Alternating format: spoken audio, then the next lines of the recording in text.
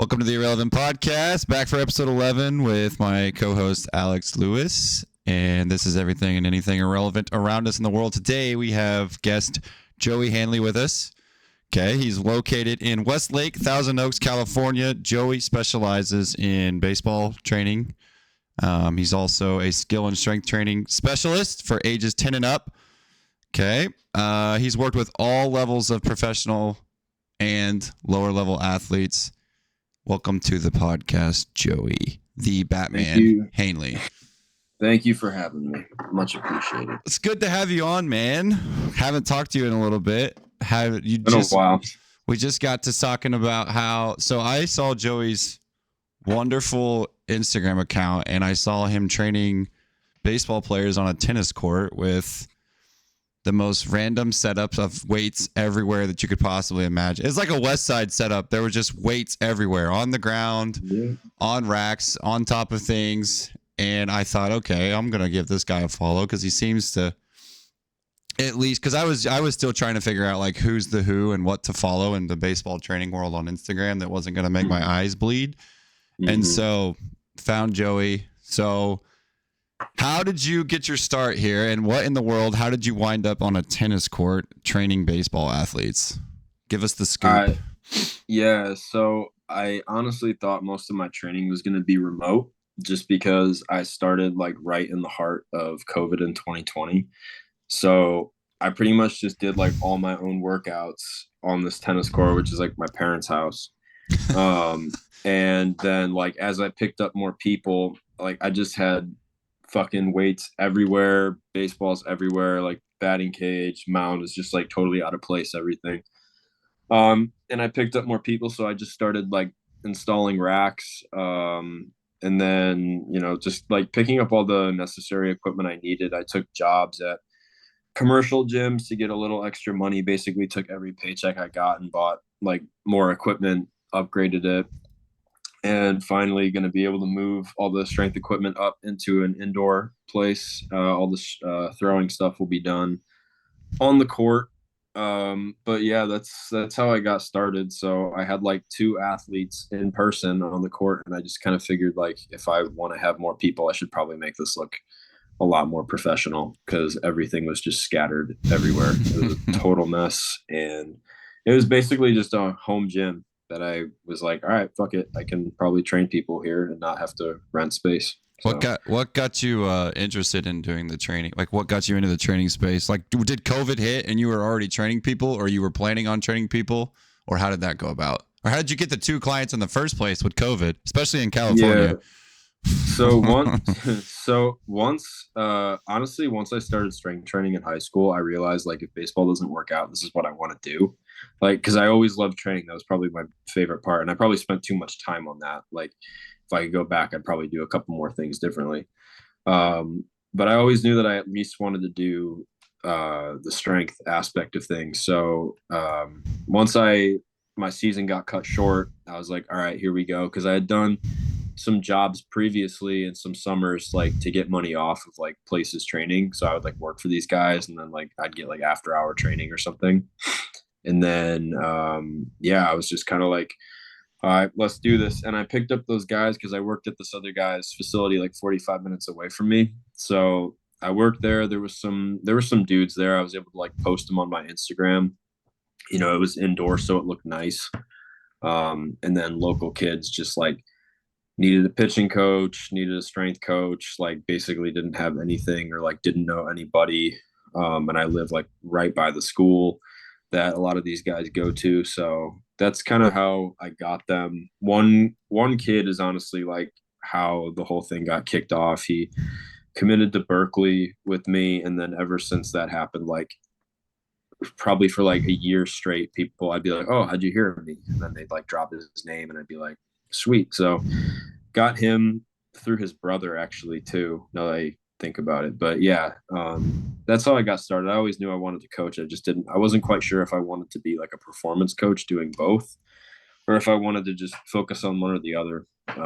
So I like doing both because I feel like there's a more holistic approach to sports in that way. And like I've got some golfers. I've had other sports come my way, but like with baseball, I can really kind of maximize people's performance if I'm running the whole show. Yeah.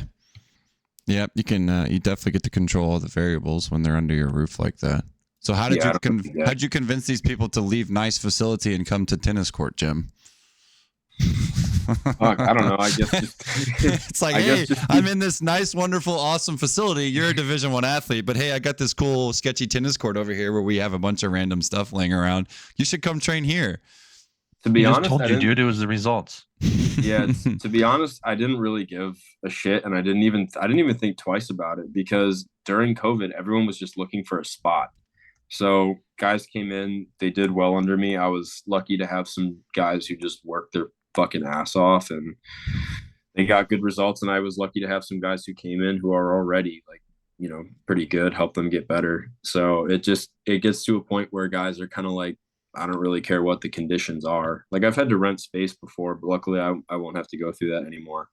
Um, but I mean, there's like ups and downs to it, but I've never had anybody like leave or reject me just because we're on a tennis court, which some people like going outdoors and doing their thing, especially in California. Mm-hmm. Like we had a really weird rain season this year. It rained for 4 months straight, but that's really, really unordinary. So like the weather's been perfect. Guys love being outside. And I just like mosquito spray everything before like I just mosquito spray morning and night. So that way no one's getting bit up and shit. Another reason to not go to California and the rain for 4 months straight. No, thank you. No, I don't think we'll see rain again for another 4 years now. Oh no. Do you enjoy living in California, Joey? Do you like living out there? Is that an enjoyable experience for you? Well, I grew up in Chicago, so yes, I like California more. There's probably other places that are nice. I mean, they all have their upside. You went from absolute garbage to just a little bit lesser nice smelling garbage. What are you talking about? Like I would like where I live, it's like it's clean. There's not that like the homeless problem isn't that bad like where I am. So there's a ton of baseball around me, which is obviously my passion. So I like it. Me and my wife like it. So like I'd rather be in this weather than up in the cold. And like I won't go into like politics or anything. So like I'll leave that out of like the California equation too. Oh, okay. Everybody, the episode is now completely over. Unless you want me to go into it. No, You didn't take the bait, Nate. Good I job. know. I know just in the few depends. conversations you've had with me that you're not so much a complete Californianite. So I'm not a complete Californianite, but I'm also not, like wishing I was living in like buttfuck Arkansas. Like I don't just live in shooting Arkansas. I know. I'm just saying. Close, but I don't live there. Look. All right, we'll just settle this now. I'm in the middle, so like most of the California political stuff is like to me, I'm just kind of like, I can tolerate for now. Like he's been if it ever- brainwashed, Alex. Get him out. Get him out. No. Actually, moving out here has made me like a little more closed-minded, I would say. Just hides. If any- He just hides from all the BS. I just hide in plain sight. And then just like whenever someone who has an opinion, I disagree with them on purpose to piss them off. Yeah. So if someone's like really liberal, I'll play the huge trump card. If someone's like super, super like conservative, I'll just like pull out the like super liberal card. It's fun to watch people get mad. That's the world we live in. Very true. The world we live in. So you're working at this tennis court with these two guys during the COVID season. Yeah. How long did it take you to go from like 2 to the next level of however many clients you desired to train? Like, what was your next big step? How long did it take you to get to like 10 clients or like even above that? Like when you started finally making some noise and people started noticing you? Man, I would say it probably took like a year and a half. I didn't really know how to market. And probably one of my bigger regrets was like not working under somebody who really knew their shit. But there weren't that many people to work under out here either at the same time. I probably could have gone to another state and done some work, but I didn't really know how to market. I just kind of assumed people would like come this way.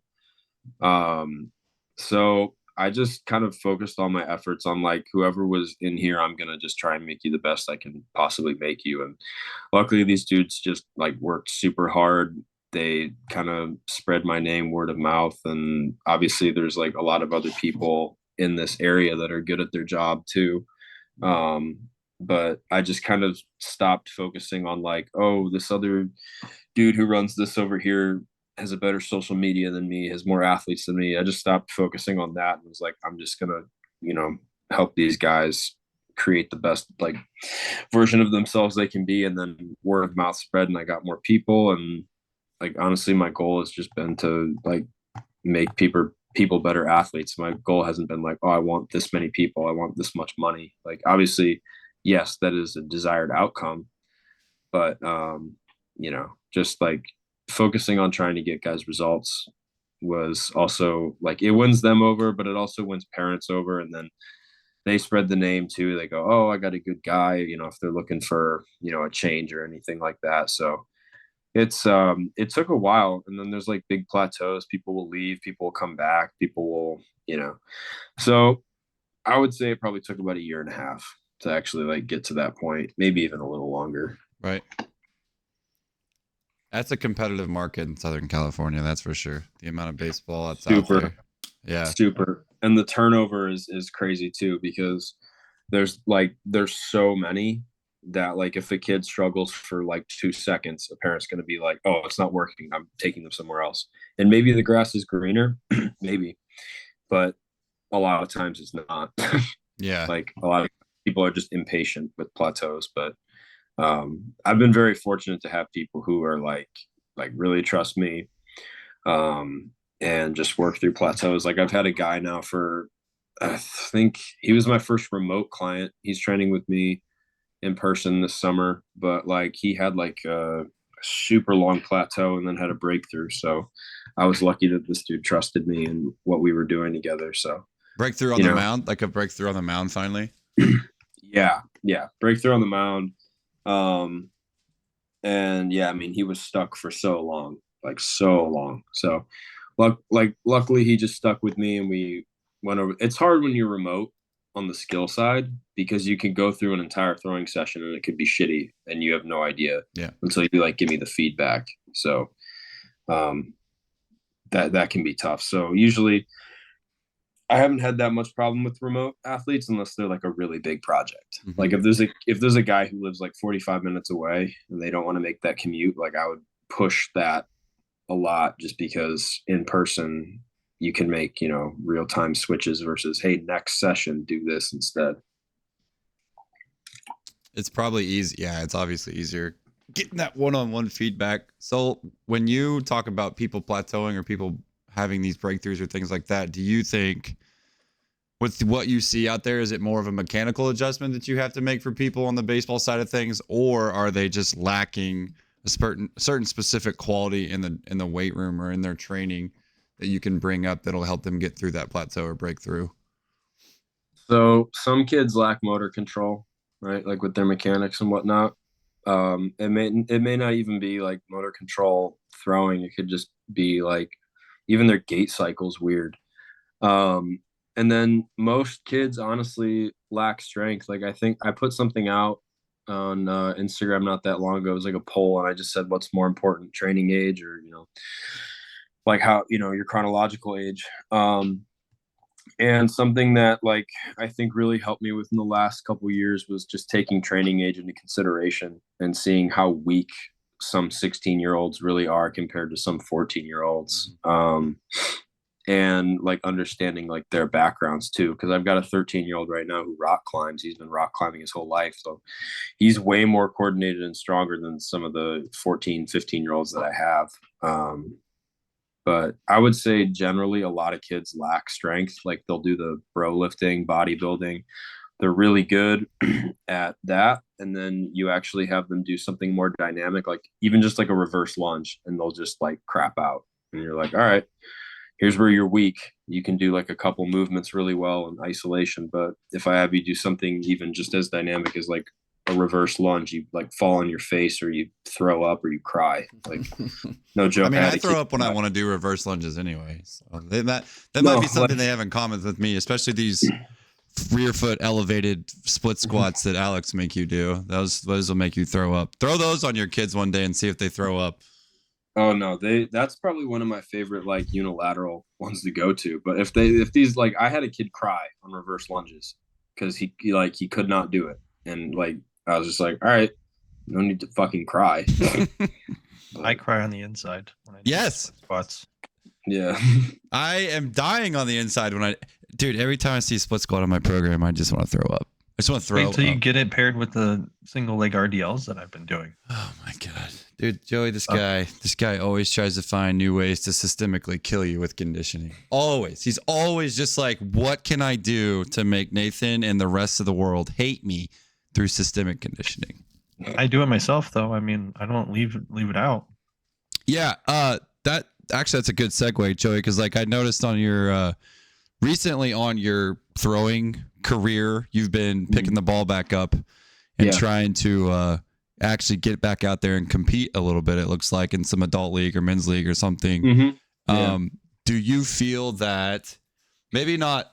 It's not as beneficial maybe to see your guys throw because you're not throwing in a huge game setting, but is it good for you to at least work through and feel some of the things or go through some of these things that guys are going through with their training, with their throwing? Do you feel like it helps you better connect to them as players? Yeah. Yeah. Cause like getting the yips again is like, you can understand somebody's frustration better. Right. So like I got hurt in my first outing though, because I didn't on ramp. Unbelievable. I joined this league.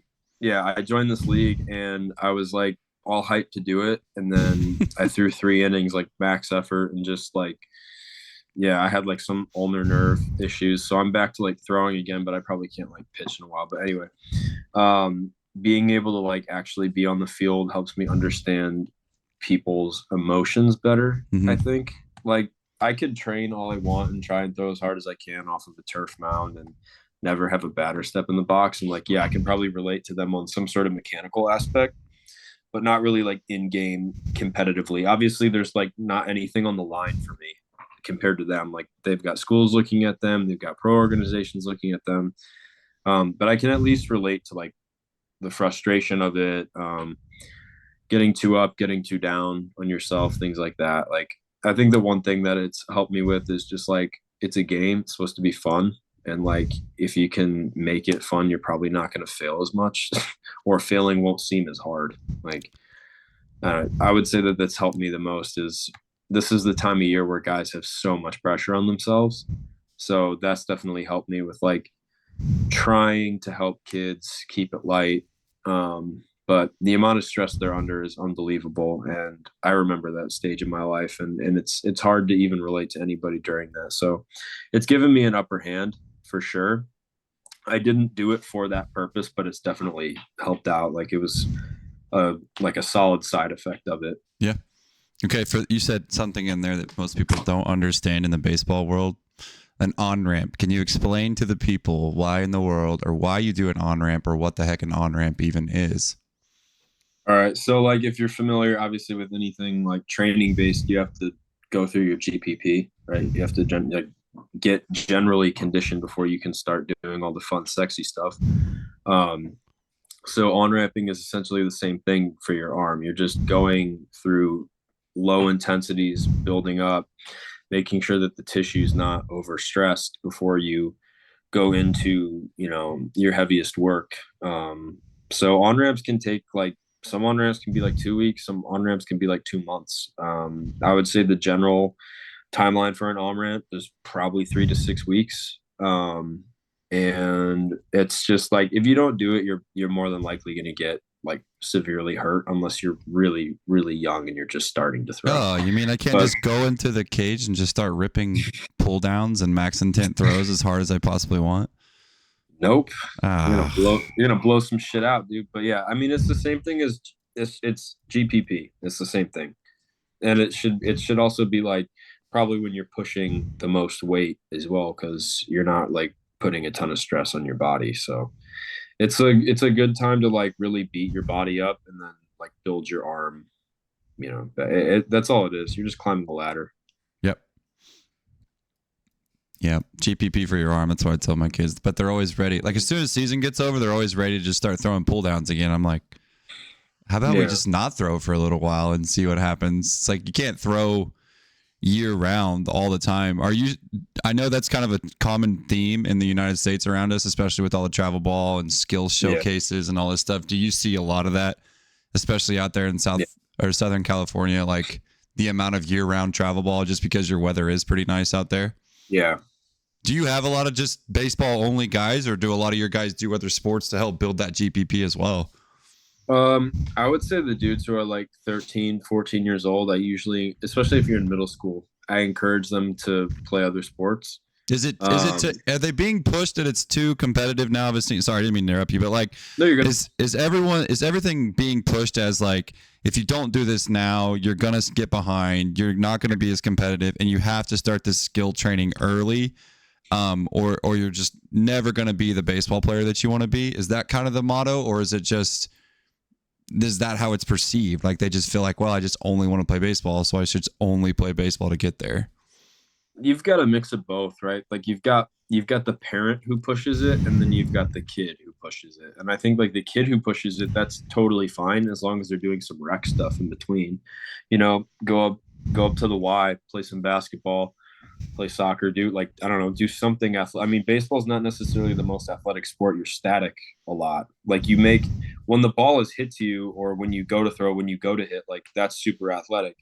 But you're standing most of the time. Mm-hmm. Like you're just kind of like anticipating things. So if you can go do something that is dynamic the entire time, you know, it also gets your mind off of things too. Like if baseball is your number one passion, and you know, like let's say I'm like 13 years old, I'm going into high school in 2 years, and I know that I'm going to focus all my efforts on baseball. I'd rather be the most athletic kid coming in with average skill than the rest, because I've got a better chance of developing the more athletic I am. So I would say you do get that push of some kids who want to specialize, but you'll get the parents who push it too.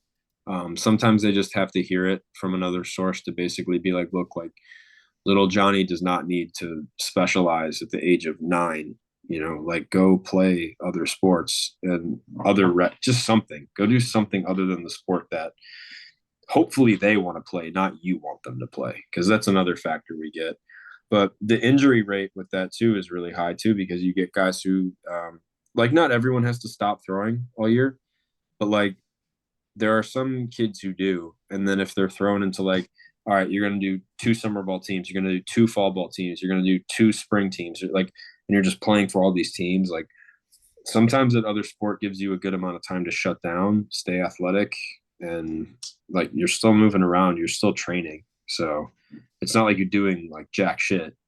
You're still doing stuff. Yeah. So I encourage multiple sports. Even as a freshman, I think that's fine. But once you make a varsity roster, unless you're the kid who's kind of just like sitting in baseball as your secondary sport, I would start to like hone in on that, and then just use something like basketball, soccer, go play with your friends, go do it like recreationally, because like you can compete, but there's not the same amount of pressure on yourself, you know? Right. Don't tell Alex that baseball's not athletic. Don't say that. I'd tell him to do powerlifting. Oh, why is that? Why? What do you mean why? Why would you tell him to go to powerlifting? Oh, it's just because it's awesome? There's no carryover? Yeah. Absolutely none. There's none? There's literally none? Yeah. To not get just piss ass strong, there's literally no carryover to baseball?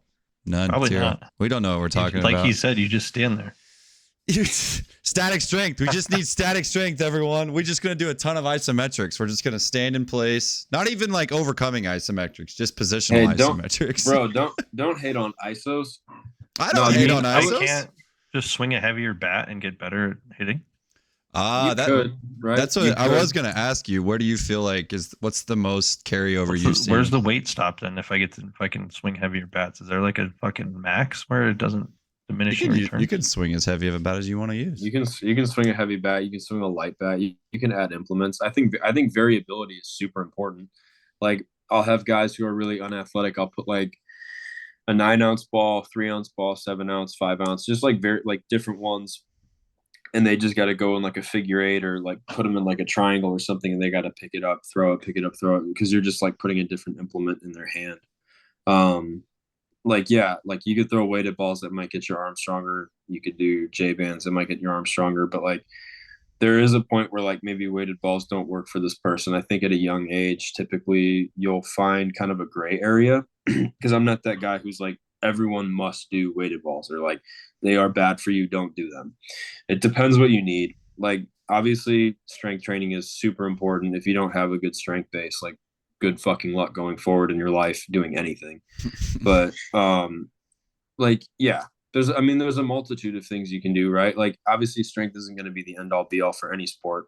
Like I can get as strong as I want if I'm playing basketball, but like if at the end of the day I can't jump really high, I can't dribble, can't do like I can't shoot, like awesome, all that strength training is going to be really fun to think about while I'm sitting on the bench. Like so there's a lot of different things you can do, but obviously like Alex said, like yeah, you can swing a heavier bat as long as it's not like fucking up the biomechanics of what you're doing too, because there is that component where if you put too heavy of an implement in somebody's hands or you put too light, you can really screw up their biomechanics if they're already pretty good doing something with however, like if they're good with a 5 ounce and they've got no issues, or they're good with a bat that weighs whatever. I mean, I'm not a hitting guy, so, but I mean, Nate, you're more of a hitting guy. If you put a heavy bat in somebody's hands and they can barely even swing whatever they're already swinging, like they're probably just going to cast out and there's going to be a strikeout machine. I have a funny, okay, not really funny, but we have this girl that's been coming to us for softball. And at first she came to my wife actually, and because my wife played softball, blah, blah, blah. And she's behind, like just way behind in general, but she couldn't hit the ball very hard, had no coordination, couldn't move her body like she needed to move. So she stopped coming to lessons and she was like, hey, I'm going to commit to the strength training thing instead of doing this. I'm going to take my money in towards this. And she hasn't picked up a softball bat to hit probably in 2 months. And she's been training with us for about 2 months now. And just getting her a little bit more coordinated and giving her a little bit more strength. And I'm not talking about like, I mean, we're doing goblet squats at this point still. Like she's a very, very low level of foundational strength, like high school sophomore needing to get stronger. And the other day she just wanted to hit some off the tee and just take some swings. And it was like 10 miles an hour faster than what she was 2 months ago. Not because she'd gotten better at the skill, but she'd become more coordinated with what she was doing. Yeah. And so I really struggle with that conversation with people that come looking for lessons or they want mechanical help or they want any of that stuff. They say like with their 10-year-old, 11-year-old, 12-year-old, even 13 through high school, like, hey, I want to come do these lessons, because they look at the thing on the field and they say, my kid is not good at the thing on the field. So I have to do the thing on the field more to make my child better at the thing. And it's like, that's not necessarily the case. Most of the time it's actually not. So how about you come in here and we give them a foundation level of strength and just get them to start learning how to move their bodies correctly and in the right capacity. And I would imagine that the thing on the field is going to get a little bit better, especially for younger kids, and will only improve to get better. And then when they've found they start to improve that later on in life, now they have a better understanding of how their body actually works. Now the lessons and the mechanical help and the things like that. I think I saw something, maybe it was Brian Bass. Is that his name? Brian Bass Baseball or something like that. The throwing guy. Anyway. I know that name. But he posted something about how like if you're 150 pounds, there's only so much mechanical work you can do before you have to pick up the fork and start eating and get bigger and stronger. Yeah, and it's like, I wish more people would buy into that model of like, hey, come to our strength and conditioning services before you would the baseball side or softball side of things, because the skill development will happen quicker and better if you have better coordination about what you're doing. So, well, I think Alex might be able to relate to this one more the same as you, Nate, just because Alex is probably bored of hearing baseball. But like I had a kid come in for an assessment and he was young. I think he was like 12 or 13 years old, and the parents wanted him to do all the cool shit, like they wanted dynamic effort, reactive, they want all that stuff. And I'm like, your son can't control his body. I was like, all he needs to focus on is FRC. Like FRC, goblet squats, push-ups, and hinge movements. That's all this kid needs to do. And they turned it down. And I'm just like, all right, like, good luck, because the kid's probably gonna have the same outcome I had, where he's like can't control his body. I ended up breaking my back. Like my spine was totally fucked up. Nobody taught me how to like actually like use my body. Like no, like I wish I would have done cars, pills, rails, like all of that stuff prior to picking up like med balls and just like rotating as fast as I could. And like I didn't really get into strength training like seriously until I was like 16. Like we had to do it as when I was a freshman, sophomore, but like the coaches I had were like, oh, like weights are bad for you, just throw med balls. So like I didn't really get into that till I was like 16 years old, maybe even 17. But yeah, man, like that was crazy. I just kind of wish I didn't make that mistake, and I try to help kids who are younger and don't know how to use their body not make that mistake, because they'll be like, oh, these workouts, like they're not hard, they're really easy. And I'm like, yeah, well, how do you feel? They're like, well, I feel good. I'm like, well, that's all that matters right now. Like you have to feel good, and then you'll play good, and then we can actually do all that fun stuff. But if I just give you the fun stuff, it's not going to be very fun when you're hurt or when you don't know how to control yourself or whatever. Like I just was I kind of knew the parents weren't going to get onto that train, because I don't think people understand the value in like taking it slow at first. Like you can explain it in 1,000 different ways, and you can explain it in the most harsh way. Like if they don't do this eventually, like this is going to bite them in the ass pretty hard. And Alex probably has some experience in that area. Maybe not, because more of your specialty is in strength, not really the skill of a sport, unless you've got a power lifter or maybe strongman. But I don't know, maybe you've run into that conversation before where it's like, no, we can't do this yet. You have to build this base of you being able to actually move your joints first. It's constant. It's a never-ending battle. Yeah. Yeah. Every day. Nobody wants to do the boring stuff that works. I have that kid that started at like 62 miles an hour off the mound, and now he's like up to 75 in a 9-month span, and he's not strong. And people are like, well, I don't understand. Like his squat's not very high. His bench sucks. His deadlift's terrible. Like all these numbers are terrible. And they're like, how's he throwing harder? And I'm like, well, his capacities went up a little bit, but it's like we do cars every day. We do some kind of parallels and rails variation every day. And I would attribute more to his velocity gains over just more understanding of how to create tensity and has more control over his body. Like his numbers still suck. So it's like, okay, cool. Imagine if he gets strong now. Imagine if he starts to continue to get strong and we continue to implement these things. It's like his ceiling is not there. There is no ceiling. So yeah. Well, it's like, right, if you just take a kid and let's just make it specific for baseball. You do cars, pails, rails, and you do like serratus wall slides. Like that kid's probably going to get better if their training age is 0, or like all they've done is maybe just play their sport.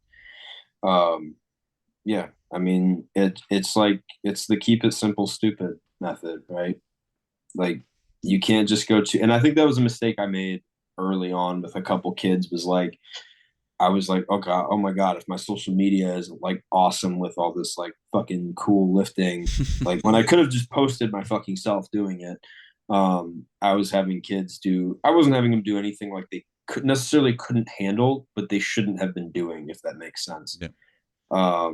And that was a mistake. And then I kind of like, the more people I got, the more I understood that. And like, we actually took steps back with guys who like could already lift really heavy, could already like hold ISOs for a long time. And I was like, all right, let's just do like a month of FRC. Let's just see how that goes.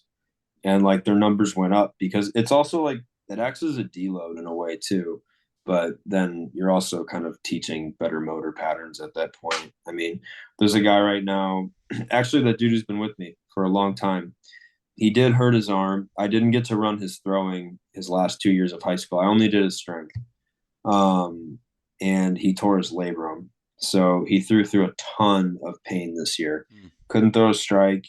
We've just been doing PVC pipe stuff right now, literally trying to get his range of motion, like figuring out like how his torso should actually be moving because his body doesn't even know how it wants to move.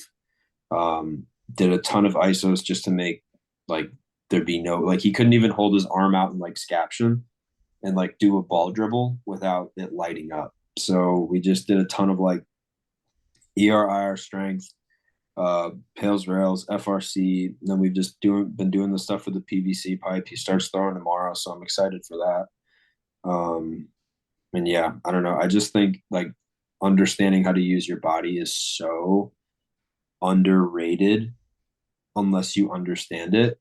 And then even like even us, like I'm not saying that like we're like the most elite lifters or whatever, but we can do all that fun stuff. And like, I don't know about you guys, like I fucking hate going through cars. It's boring. I mean, it doesn't take that long, but like that's the point, right? Like it's boring and it doesn't take that long, but you still don't want to do it. So it's hard to like get people to understand that until they get older and they realize like, oh, like I don't really have many other paths left except to try this one. And then it's something they could have done when they were 12 years old. I've just started making people redo them, and they don't get to do the fun stuff until they do them right. Yeah. So I'm just like, oh, Yeah. you want to piss and moan about the cars, and you want to half-ass them. I literally put it in the description. Don't half-ass these. I'm watching. You don't get to do the rest. And I just say, start over. Like, done. And if they get pissed off and they want to leave, like, bye. But it's like this. I've seen too many good things happen from implementing in my own program and the Pails Rails into my own program. So they want to half-ass their way through that too, because they don't like sitting in those weird positions or whatever. And I'm like, well, then we're not going to do the cool stuff. And we'll just keep doing this until you want to get this right. Like, we're not doing this anymore. So, yeah, for sure. Don't know. Yeah. It's like they work, Alex. What? It's like works? They work. I don't know. Maybe. I mean, we're still. What did you say? What did you say today? They don't get better; they just get worse. No, they just keep getting worse. They just keep getting worse. So much harder. It just hurts more and more. Yeah, I felt like they definitely helped with that bench press I did today. Good God. Yeah, how was that? Better than I thought it was gonna go. I still haven't. Oh wait, so this was the first time you had those as your warm up for bench press, right? At that prescription, yeah. Well, and those 3. No, the elbow flexion ones were different, but the other 2 I'd done. Right. So you had 3 sets of pails and rails for your warm up. Yep. And how many warm up sets did you have to do for bench press? 0, literally 0. Like when I put 95 on there or whatever, I was like, okay, we got this isn't gonna be good. Like it was just like this is pointless. Like I don't need to even do this because we've been doing because we've been going from Pails Rails straight to like the highest set possible. You know what I mean? Like you've been doing the 4x3. It was 75%. Been going from maximal effort isometrics to 75% of working weight. Right. But most people can't even do that. Or max for your working weight. They have to put the bar on there and then progress up. And then when I go from the Pails Rails to like that weight, everyone's like, oh, that's a lot of weight. And I'm like, it's fine. Like it's. But is it though? I mean, your nervous system doesn't know the difference between not moving and the weight that you put on the bar. Nope. Now the muscles, they probably need a little bit of blood flow, but did you have 2 warm-up sets? Did I? 5, 3, 1, 1, 1. Oh yeah, like I had those 2, but it's like I didn't need them. But you can start at 50% above where you're actually getting stimulation instead of doing, like you said, no weight or whatever. Right. Because you're stimulating the end ranges of motion that you're going to be going through. Correct. But I don't think people know you can do that with those. Yeah, they're pretty cool. But. How do you use them for your athletes, Joey? Use pills, rails, or cars, or Where do what? you see they help and aid in the development of a baseball player? How do you see their integration being detrimental to baseball players? Where do you see the I biggest gains? I mean, I usually prescribe them like in the morning, like early. So when you get up, like not like when you have like zero. I like to do joint move routines when they Mm-hmm. get up. Um, but I think cars are like solid just to test where the range of motion is that day. Um, but there's some guys who like if you watch them go through it, even if they do it like perfectly and there's like some pain there, like you also have to address that. So I like using cars as more of a test um, than anything, probably. Because I mean, dude, there's people who can just hop right into shit with no problem, and like they don't get hurt. Um, but then I don't know. Personally, I just like them more as a test. I like pills rails as a warm up. Most guys who, if they're just doing strength with me, they're gonna have more cars and pails rails than the average. If a guy's doing throwing and strength with me, it's gonna vary depending on the day, kind of. Um, Dude, my iPad's so weird. It just like keeps going in and out and refocusing. But So you got a live camera person there. Yeah, That's dope. yeah. It's like I'm a little jealous. this guy's got How it do I get figured it's that out. weird. feature? We need that live production.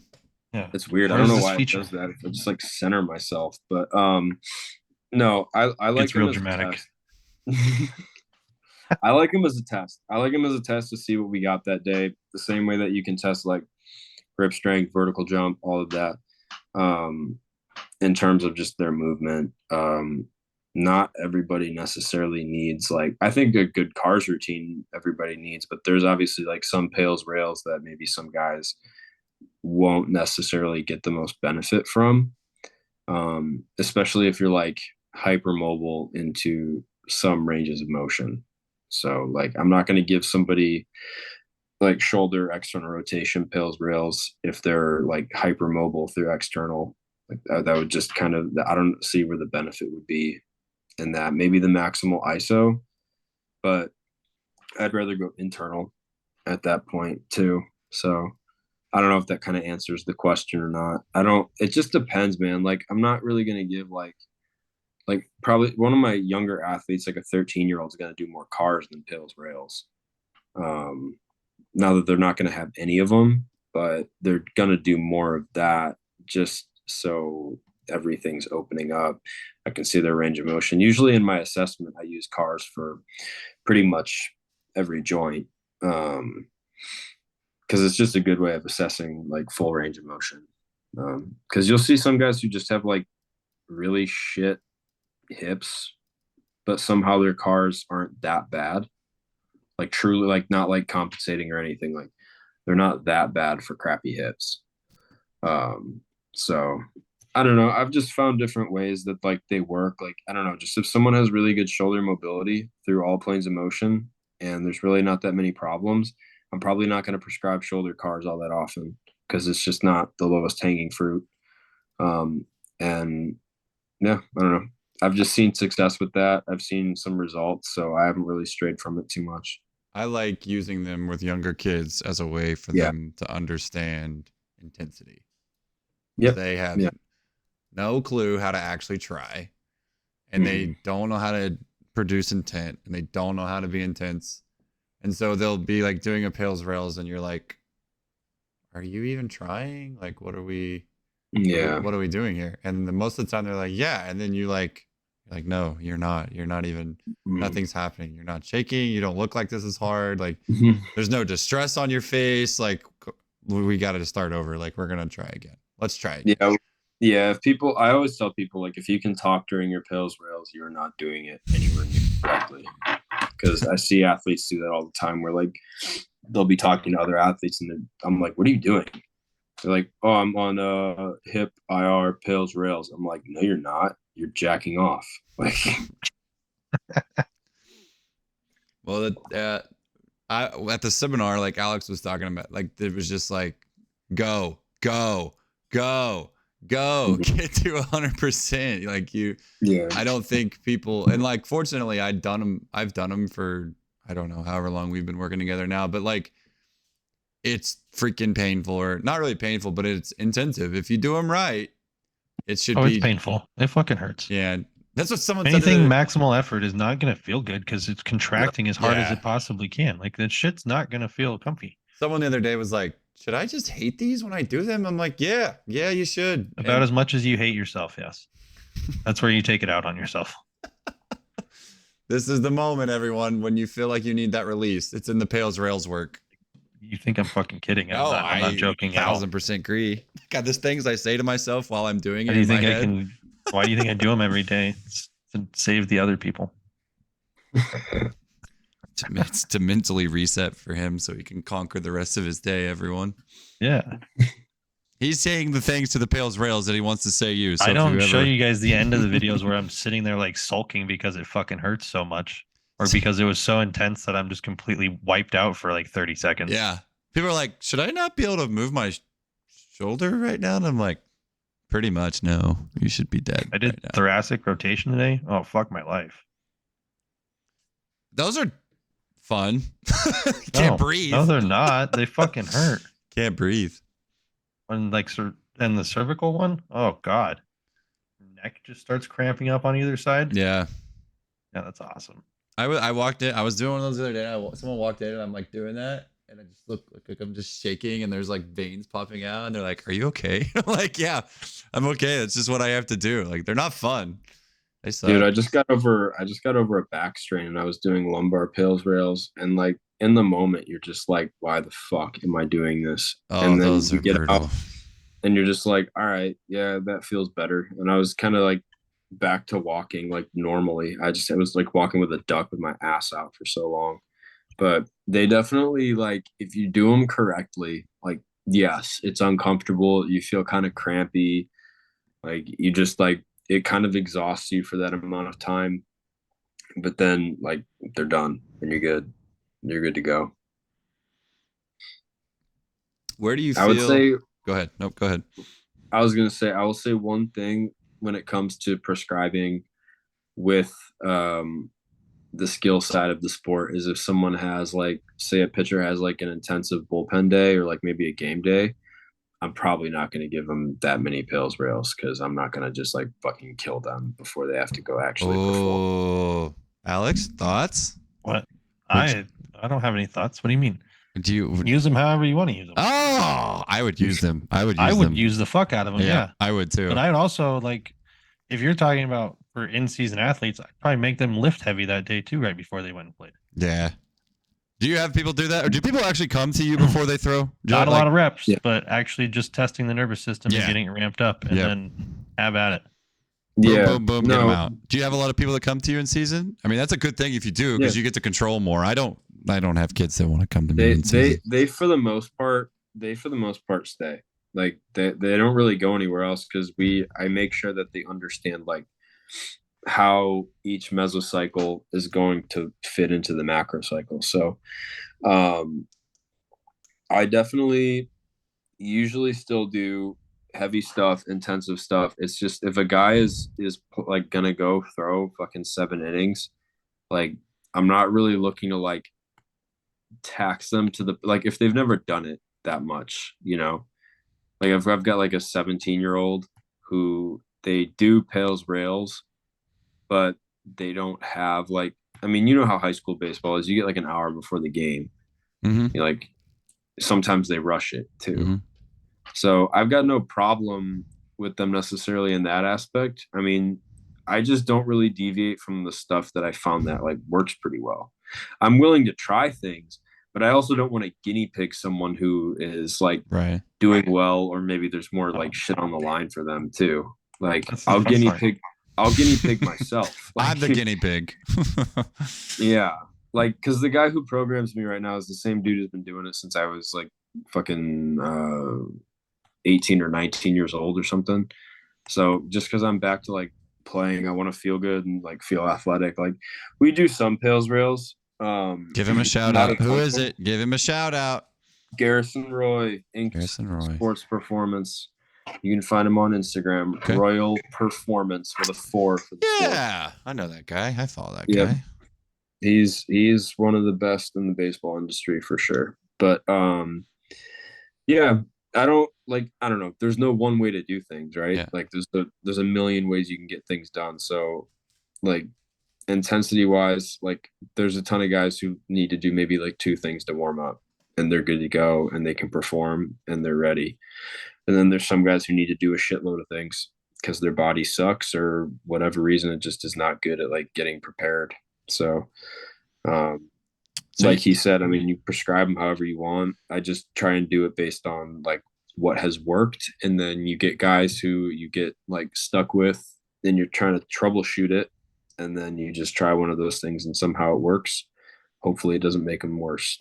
so you say you've got things that work and you revert back to things that work, which is great because it sounds like you have a system that you have in place that you can pull things from and draw from and tweak a little bit based on the experience that you've had. So what do you Yeah. I mean, where are your biggest influences from? Like what do you feel like you've done to make the system that you've created? How do you feel like what influences have you had? What research, what literature, what coaches, like what are your biggest influences that have helped you come up with a system that you feel works for your baseball athletes? Yeah. So like I just did like the basic strength training growing up, right? So like there's really no like rhyme or reason behind, there's nothing like special about it other than you're just building a base. I would say when it came to like more of the complex things that tend to work for athletes who need a different direction or a new stimulus, Cal Dietz has been one of those.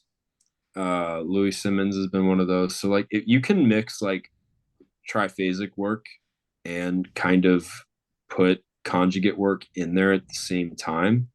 Like I don't really do the full conjugate method anymore. I used to. It wasn't working very well. Um I would say that like When you say conjugate, do you mean like West Side Barbell conjugate type stuff, or you just mean like conjugate sequence system?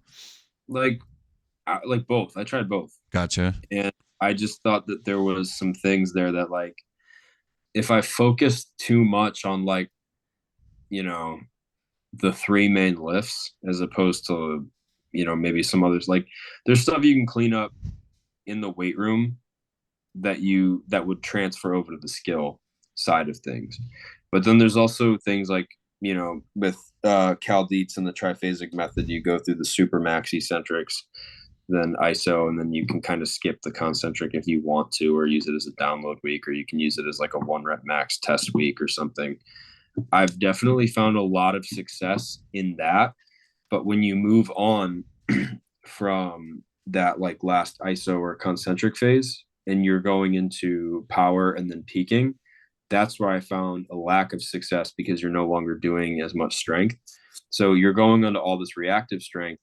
But what I was doing was doing like a sort of conjugate split where like it would be like say it was like the first block would be like super max eccentrics for like day 1 day 2, but then like 3 and 4 or just day 3 if you're doing 3 a week would be like 2 dynamic days or 2 reactive days.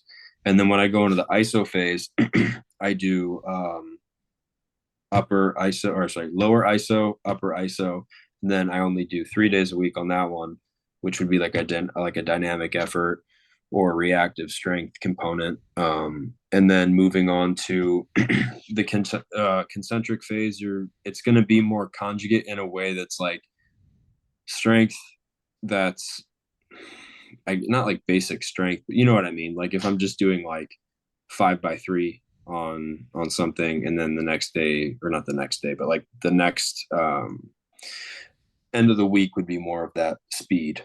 I would say that system has really helped. Like understanding the triphasic model was really helpful.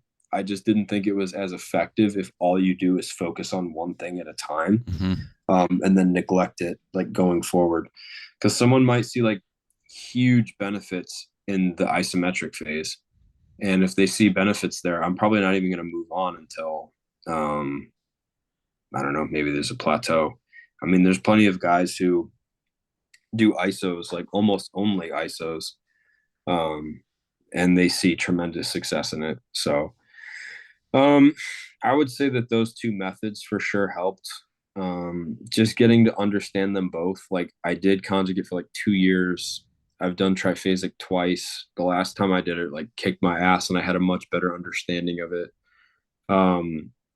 That's probably where I found a system that worked much better, much more consistently, and I was able to kind of get my mind away from like, oh well, they should bench, squat, and deadlift. Like some guys just don't need to deadlift, some guys just don't need to squat. Like that's just like in terms of baseball, that's kind of the reality is like some guys just don't actually have to do. And by when what I mean by that is like I'm not saying they don't have to like legitimately squat like goblet or anything.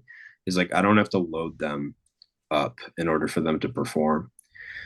Like it's about performance at the end of the day. That's sports. Like I don't give a fuck how much you can lift and like if you suck, you know, like what good is that gonna do other than like, yeah, it's really good to be strong your whole life. But if you're coming to me to try and perform better, like it's not just gonna be like weight room, weight room, weight room, if that's not your problem, you know. But I would say I know that was kind of like a circle around using triphasic and conjugate together worked really well because you're basically replacing those max effort days for those like super max and iso and just concentric day. The concentric days kind of do turn into like a max conjugate. effort day. Yeah, but I don't really do ones as often unless I'm testing something for a specific purpose. Testing nervous system, just doing a 1 rep max test to just kind of see where they are in general too. But I'll also give like 1 rep just for like in season. I think ones are great. Those are awesome in season. But yeah, I've also incorporated more deload weeks too. I was kind of finding that like using just the conjugate method with no deload weeks for athletes was pretty rough for them. Like it's a lot of stuff because like you underestimate their practice schedule and their game schedule. So those are more necessary for an athlete. I don't really deload that much anymore unless like Garrison has me do it. But I found that when I wasn't doing it, guys would hit these massive walls and they would just be floored. So that was another thing to like re-implement because I was doing it at first. I saw success. And then I kind of fell into the social media trap of like, oh, well, not everyone's doing it. Therefore, maybe I should, you know, like I strayed away from being me for a long time. And it just bit me in the ass. So that's what's worked. I'm always open to new ideas and hearing what other people think and, you know, guinea pigging it a little bit, not necessarily on someone who doesn't need to be a guinea pig, but yeah, that's just what's worked for me. And I don't expect it to work for everybody else, or it may not even work for anybody else. Yeah. Hopefully that answers the question. That was kind of a long response. Yeah, not everything works for like it's why everything has to be specific. Not everything works for the same way for same people. That's for sure. Yeah, I think lower body lifting for baseball is more injury prevention than anything too. Where do you see the biggest, like, what do you see carry over to the field the most? Like, what in your training and your system carries over to like pitchers the most? Or because a lot of people are like, they see sports, they want to be sports specific or whatever. So where do you see, because I don't buy into the whole sports specificity thing completely in the weight room, except for increasing capacities of certain groups of muscles and neurological outputs and things like that. So what do you see that has the most transference to the field to try to explain to people like, hey, we don't have to be on a mound with a band attached to our arm to get better at throwing harder. Like, what do you see transferring to the field the most in your experience? Potentiation clusters, French contrast, all that stuff seemed to work. Like if I do a hinge contrast, like I think that's really good for a guy who doesn't know how to hinge because you're able to go through like, right. Like if I do an RDL or a deadlift or something, you're getting them stronger hinging, but then you can also have them do, you know, loaded body weight and accelerated movements hinging too. That's worked really well for like contrasts and clusters. Just, I mean, it really depends, right? Like also just general explosive shit too. I mean, someone might get better just jumping. Yeah. Like not even with a box. Like they might just get better like exploration jumping if you put mats down in different spots. I just think variability really comes down to that, because that's really what potentiation clusters, French contra, all that stuff. It's really just variability. If you can make somebody as like versatile, I found that helps quite a bit, because it keeps them pretty athletic too. But it's also like if you're doing like a 7-second eccentric going down, and then you pair it with, accelerated movements, that's pretty variable right there too. I just think like doing a lot of different things, you can still keep it pretty simple. Like if I've got a 13-year-old and you just have them jump in different ways, like one of the things I do for an assessment is I have somebody sit in a 90-90 position, and I just film it, and I just tell them, get up without using your arms. Just show me how many times you can do it differently. Like, then I'll have them sit to the other side. Then I'll have them lie on their back and just say, show me how you get up without using your arms. Like I can see kind of like where they're more dominant. Like, are they hip external dominant? Like, is that kind of how they want to get up? You can see where they're weak. You can see, are they more of a rotational person? Because some people will just like straight up rotate up. So that I mean, even that in itself, you can add it to a training session, like 90-90, like I don't know what you call like 90-90 get ups or something, like no arm get ups or something. You're just adding variability. You just see how people move. I don't know. Movement is kind of the key to everything, it seems like, so far in my 25 years of life experience. How many years have you been coaching now total, you'd say for yourself? Not including times that I was still playing. It's been I guess it's been 4 years. Yeah. You got it all figured out in 4 years, right? Just like Alex. Alex has it all figured out, by the way. Dude, I have no. I have all the answers to every question you could possibly ask. Yeah. I just don't always share it with people sometimes. No, just got to keep the good stuff to yourself. That's why Alex is smirking over there. He's got the good stuff hiding in behind the curtain, and he's not going to let anyone see it. So like, what the fuck are you talking about? I give away everything for free. I'm just kidding. You literally have a free app. That's why I got the finger for the good stuff. Yeah, I'm trying to. Well, fuck you. Go check out Alex's training app, everyone. It's free. You just have to be a client to get the beta versions that I don't know if they actually work or not. Al Gore Performance. If you want early access, you got to pay me a lot of money for the early access. Al Gore training app on the Play Store. It's free. Go check it out. App Store for all you California people. No, we don't do Apple. Apple's just not. I do. I got roped into it. Well, goodbye. China has your identity and your data. It's fine. Oh, because Google's not going to sell it to them as well? No, absolutely not. We're all bought and sold, you idiot. Speaking of bought and sold, check out X Endurance on Al. No, I'm just kidding. Every plug possible. Hold on, you get $15 off shoes too if you want. Like, what else we got here? What are those shoes you have again? Can you tell the people? Hold on. Yeah, let's see. Look at these pearls. They're nice, man. They're comfy. Flux training. They have fucking massaging insoles. If you can see that, you can't see that. Oh, maybe. Dude, get out of there! I can't see that.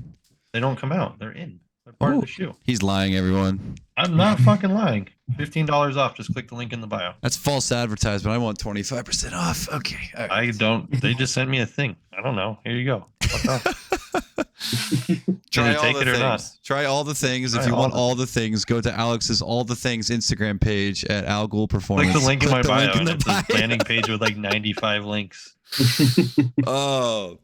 So Joey, you can buy some N1 education stuff there while you're at it. So it just never ends. This man is a fund consistent rabbit hole. Education. Yeah. Joey, you said you finally got permits and things like that to start your building. So what kind of building are you looking at now, and what's the size? And are you sad to see the tennis court training go? He's still tennis court, he said. I know. I mean, like once the building's done, like, are you going to be sad, or like it's just kind of the next step? step? Still going to use the tennis court, Nathan. I Not want going to go- anywhere. I want He's to- adding to the tennis court. The tennis court is the main feature if you haven't caught on. No, Yeah. you're not. Never mind. So It's okay, not so the same. basically- He's got a building now. You know, it's like I'm Yeah, not in to the strength garage. training, but they're gonna throw on the tennis courts. Yeah. Oh, Yeah. So all strength is so basically. This is what okay, Nathan's not getting. it's not the Doesn't same. yeah. It's not Get the the same. process. It's not the Here's the same. tennis court. Here's the tennis court. There's a wall, and then right up here is where that like shed is. So I can still like Lifting be shack. in the same spot. The lifting Yeah, shack. Call it Joey's It's lifting not- shack. lifting shack performance. It's not huge, dude. But that was actually before I partnered up with my business partner Alex. Was like I didn't know what to call my business. I was gonna call it like the Velo Court, Oh, but like, yeah, not great. But there's another place called the Velo balls Farm, of fire. and There you but go. no, it's not huge, but it gets the job done for all that, especially What because she like said. when the weather gets shitty. When You the just weather got gets clipped. all You just got clipped right there, buddy. That's a you're gonna be on Instagram clipped with that one. Okay, sorry. good. Everyone Good. gets I hope- clips. What are you talking about? That's part of being on the show. Everyone gets a clip. Oh, that was funny though. That was an easy but one. No, so yeah, it's not huge. Probably gonna have the platform in it, 2 racks, have all the dumbbells in there, and then hyper. I think I'm gonna extend it though, because like the city only knows that there's the size of a shed because I don't want to pay taxes on, something bigger than a shed. So, but I can extend it and I can put whatever I want in a shed and have people in the shed if I so want to. It's a free country. There you go. Allegedly. Yeah, Mm. allegedly. But anyway, yeah. So all the strength stuff will go up there. I think the hardest part for me right now is going to be just figuring out like the scheduling, because right now guys can come down and they can throw and they can lift and I can supervise both. But unless I go hire somebody, then yeah, I'm gonna have to figure out some scheduling stuff there. Because probably it's like 4 guys can probably lift at the same time in there. It's not huge. As we're right now, I can kind of handle like 6 or 7. I mean, 7's pushing it just for my own sanity. But yeah, so it's a little smaller, but Is this it's like I'm excited. JC's storage container size, or how big is this thing? ooh, it'll be bigger than that. Just a It'll little be little bigger. A little. It's like there'll probably be more walking room. That thing is sick too. I consider doing a storage unit. There'll probably be a little bit more walking room, and it'll be higher too. I think it's like 15 Oh, or that's 16 feet high. that's pretty nice. Yeah, Yeah, pretty yeah. good. I mean, I'll have it posted. It's probably going to be done in a month. Right now, I've got canopies over all the strength stuff right now, just like blocking it out from like fucking sun because it gets so hot. But once it's up, I'll be posting it and I'll post little updates. I just don't want to post anything really until the company that I'm not going to name, who did a horrible job on it, do it. just until they're out of my hair on it. I think actually, you know what they are, but yeah, because like, I mean, I guess it doesn't matter if they know what it's being used for. It's just probably better if I don't. But Is To there, all those drama, is there listening- drama at the Joey Fearless Sports Performance? to all those listening, if you're ever considering building onto your home or anything like that, think twice before you use Tough Shed, because they might hold on to your money and fees for 8 months and not pay and tell you that they've been paying. And then you'll have your contractor call them and call the city and find out that they haven't done a damn thing. So for all of those who might consider using Tough Shed, and if you work for Tough Shed, fuck you. Don't do it, because they also take, they do some things that are kind of sketchy. I got one dude over there who actually helped get the job done, and the rest of them, like, I don't know. We'll see if I write a Yelp review or not. But Do yeah, it. Write it. if that hurts any of your baby feelings, if you're listening, if you have someone you love, know, or you do work for Tough Shed, then yeah, fuck you. I don't care who you are. You are complicit in this whole thing. If you work in Southern California for Tough Shed, fingers, because Yes. you can go to hell. Yes. You can go to hell. Tell him, Joey. Tell him. Bro, so they wanted their money immediately after the project was done, and we were just like, yep, we'll extend you the same courtesy you extended us. We'll get to it when we get to it. So we're not gonna pay them until we feel like it. Wow. That's good stuff. That's why I can't write a shitty Yelp review yet though either. Just be patient. Just be patient. You know, they have like great review. I don't know if it's just the people who fucking work in this area. Maybe it is. It's California, bro. It's California, bro. It's when it comes to getting government work done. You know how quick they work. They're so fast and reliable. Dude. Oh, my Lord. Speedy service. Look how well they're running the country right now. So efficient and so well ran. It's so funny how the government tends to not work on Mondays or Fridays either. They don't tend to work on the other days of the week either, but that's just my experience. That's just my experience with them. Yeah, man. Just say they're normally lacking in capacity of the mental disorders. Yeah. How do we raise the capacities of the government, everybody? Let's stick our heads together and get to work on this. You have to be crazy to want that job. That's why. I don't want to work in any of those jobs. Good. You want to be that guy who they pull up some shit from when you were like 15 years old. And that's everyone though. Yeah, I know. Someone listening here is gonna know something about Tough Shed, and they're gonna like pull up some tweet that I put out when I was like 12 years old or some shit. Even though I don't think I put out anything offensive. No, I don't know if you know, Joey. This is the irrelevant podcast. Nobody listens to this. Yeah. Well then there you go. We broke the 100 plays after 10 episods, so we are moving places. Dude, we broke 100 plays way before that on YouTube. I just mean on Spotify. No one cares about Spotify. Well, yeah. Do they? Is that a thing? Yeah. It's a thing. It's a huge thing. You know, Joe Rogan's a thing. So they ruined my fun. I don't get to listen to him anymore because they bought him. Yeah. Fuckers. We'll get one thing straight, dude. Look, fuck you if you work for them. We'll just keep that part in there. I'm not sorry. Don't worry. That's going to be a clip.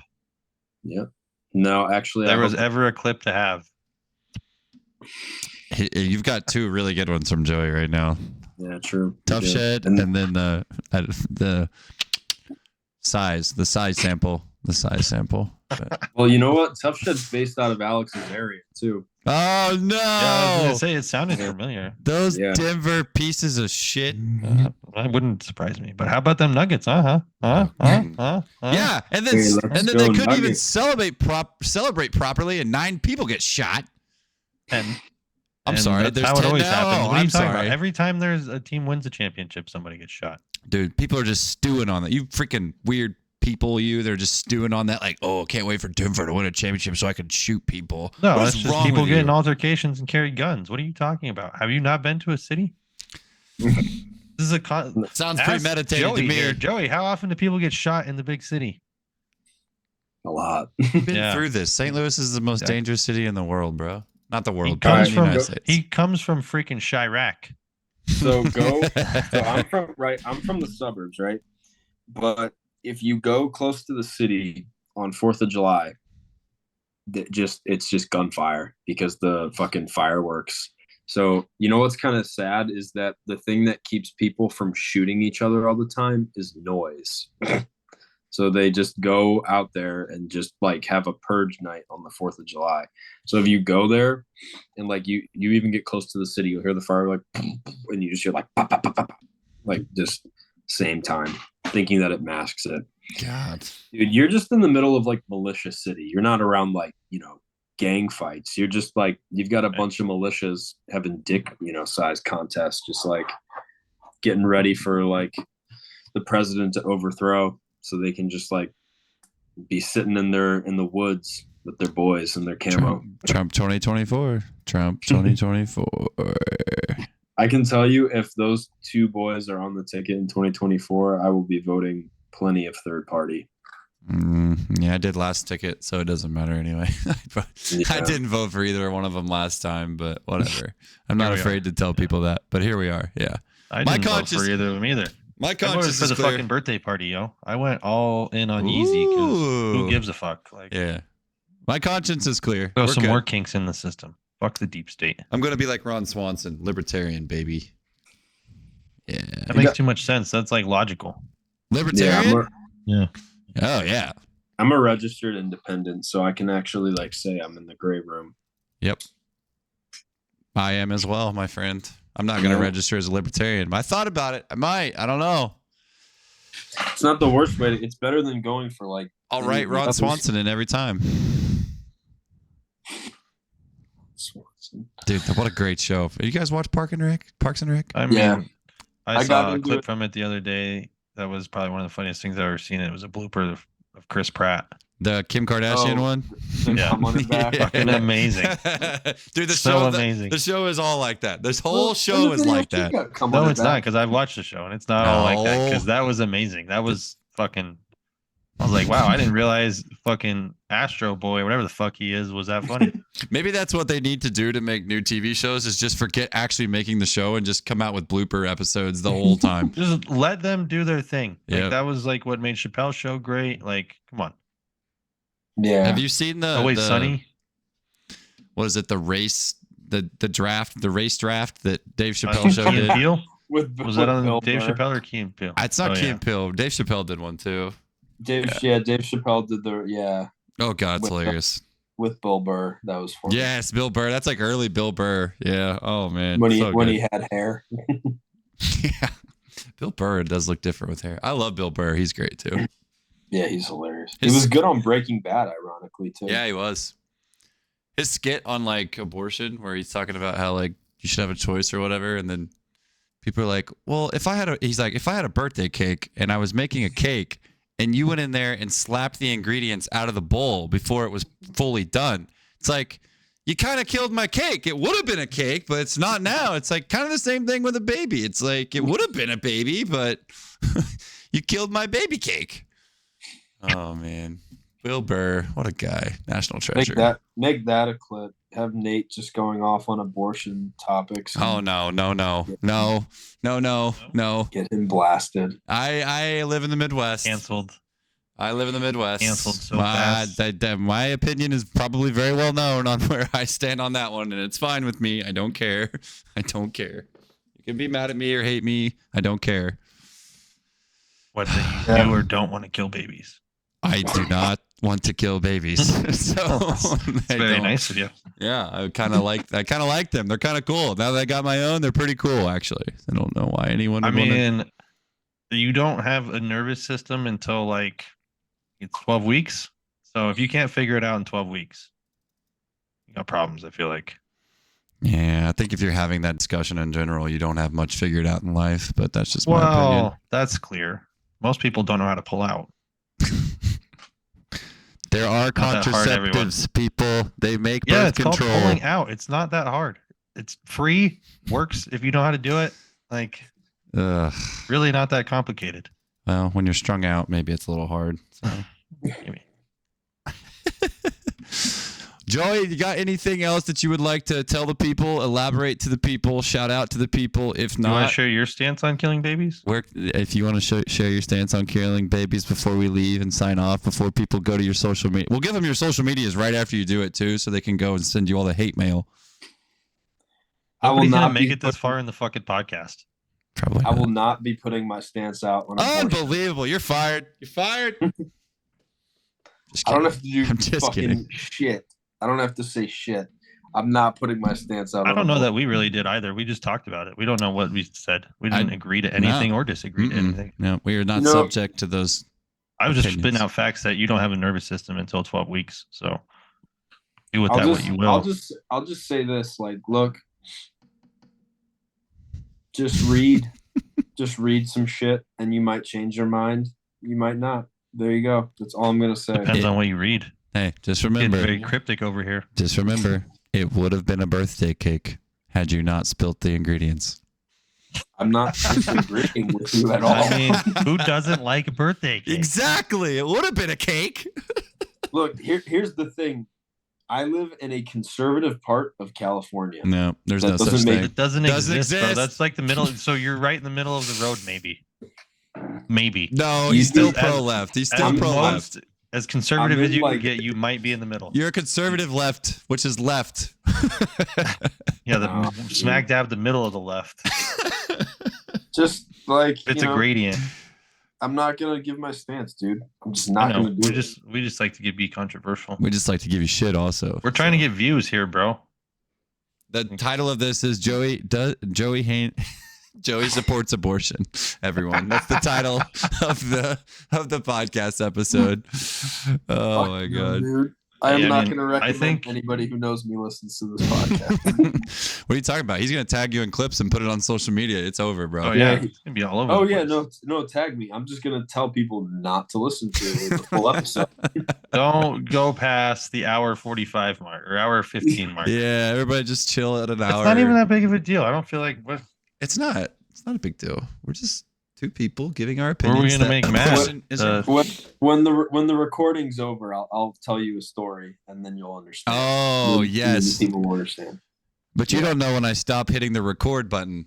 You're gonna tell me. You can only guess. Well, Joey, tell the lovely people where they can find you, how they can get a hold of you, and anything else you'd At like the abortion clinic. Will be it. So you can go on Instagram at Joey Hanley FSB. That's my personal coaching account, and you can go to at Fearless Sports Performance. That's kind of like the company account. Email and phone are both right on that page. You can DM too. All good with that, and then just get in touch. We'll talk. We'll go. Everyone slide into those DMs. Slide in. Slide in. 5 people that are listening to this. Slide in and don't pull out. There you go. Joey, thanks for coming on. Appreciate you spending your time with us. YOLO. YOLO indeed. YOLO. Everyone Thanks, that has made it fellas. to the hour and 20 point, thank you for listening. We will see you next week on the Irrelevant Podcast. Peace.